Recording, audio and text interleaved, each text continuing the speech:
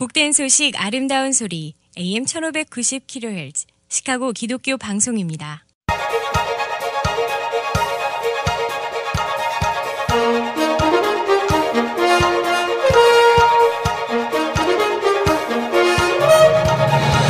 김정일 해설위원의 시사 해설. 세상을 넓게 봅니다. 삶의 지평이 넓어집니다.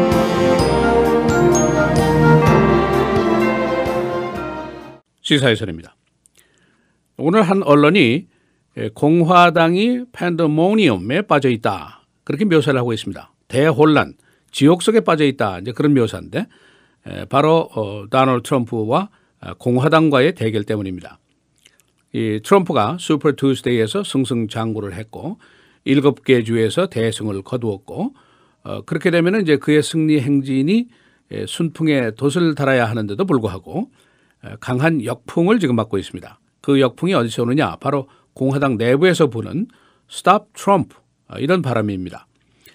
트럼프가 이제 예선전에서 지금 계속해서 당 후보 지명전에서 승세로 가고 있는데, 그러나 이제 트럼프의 입장은 후보 경쟁자들과의 싸움에서 이겨야 하고 동시에 자신의 당인 공화당을 또 이겨야 하는 매우 아주 곤혹스러운 입장에 지금 빠져 있습니다.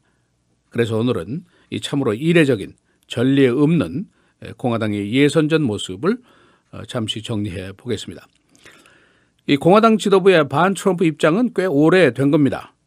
그의 대선 후보를 이제 꺼리는 것인데 몇 가지 이유가 있습니다. 우선 클린턴에게 못 당할 거다, 그런 이제 예상 때문입니다.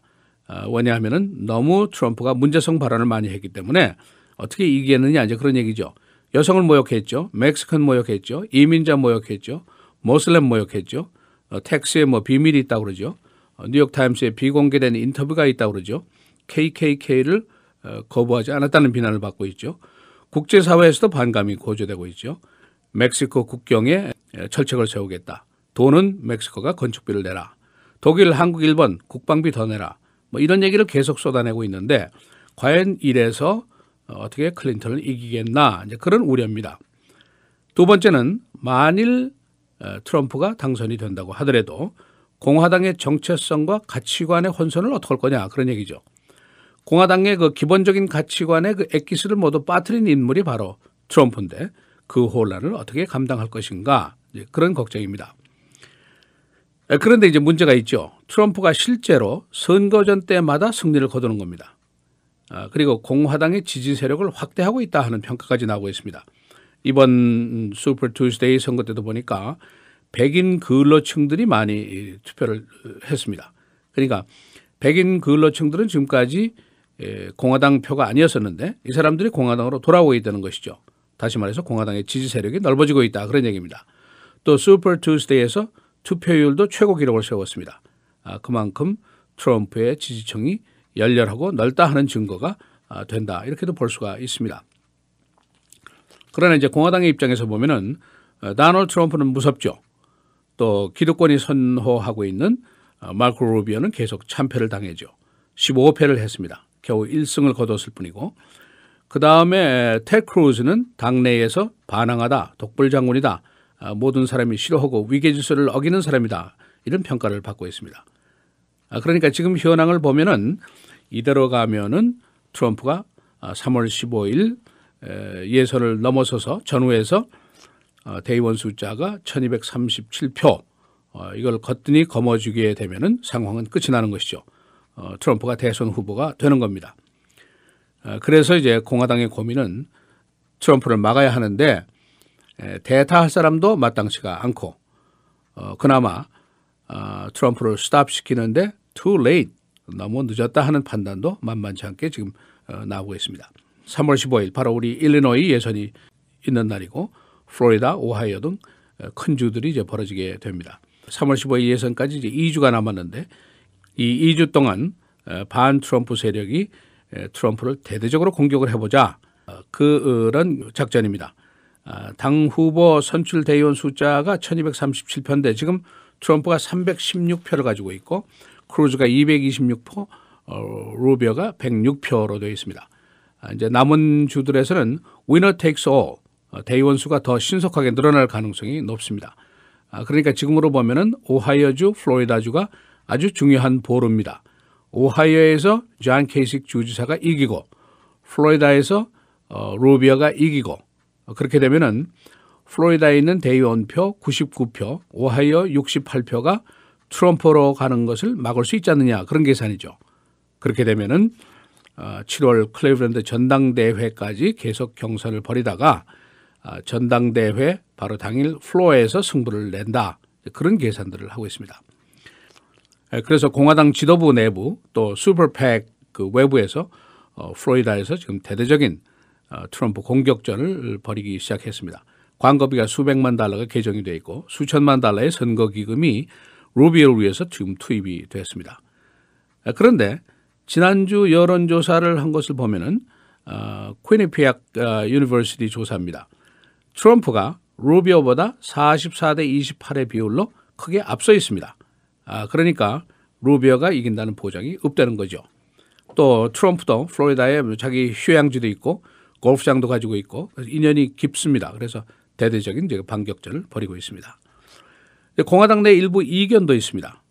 트럼프가 지금까지 페어 게임으로 해서 승리한 것이 아니냐 인정해 줘야 한다 그런 의견이고 또 한 가지는 트럼프가 공화당의 저변을 확대하고 있지 않느냐 백인 근로층 표도 몰리고 투표율도 크게 올라가고 이게 고무적인 사실인데 이걸 받아들여야 한다 인정하자 그런 의견도 만만치 않게 나오고 있습니다. 이 와중에 오늘 두 가지 일이 벌어집니다. 하나는 밀 람니 2012년 대선 후보였죠. 이 사람이 나와서 반 트럼프 성명을 발표하게 됩니다. 그가 왜 대선 후보가 돼서는 안 되는가 하는 얘기를 이제 하겠다는 것이죠. 그에 대한 마치 기소장 낭독식의 연설을 할 것으로 예상이 되어 있습니다.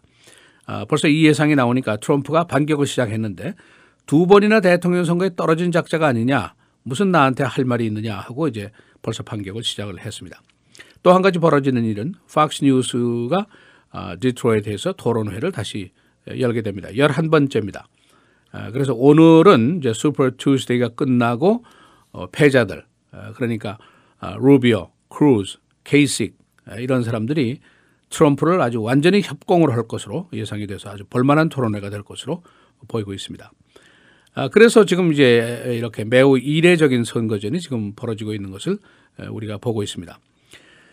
이 공화당이 이제 당 후보 선출하는데 선두 주자가 다른 후보끼리 경쟁을 하면서 동시에 당 지도부와 대결을 해야 되는 이런 상황이니까 장기판이 매우 복잡하다고 볼 수가 있습니다.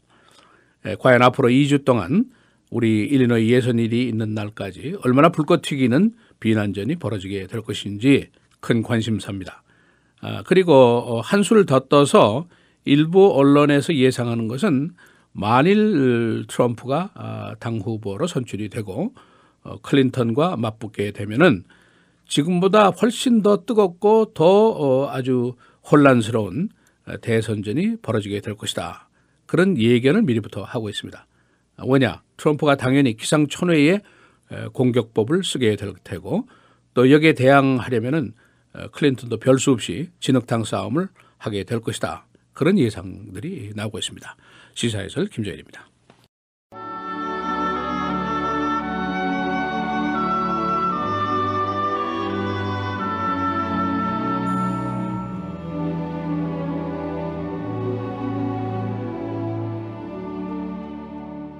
누구든지 사람 앞에서 나를 시인하면 나도 하늘에 계신 내 아버지 앞에서 그를 시인할 것이요 누구든지 사람 앞에서 나를 부인하면 나도 하늘에 계신 내 아버지 앞에서 그를 부인하리라.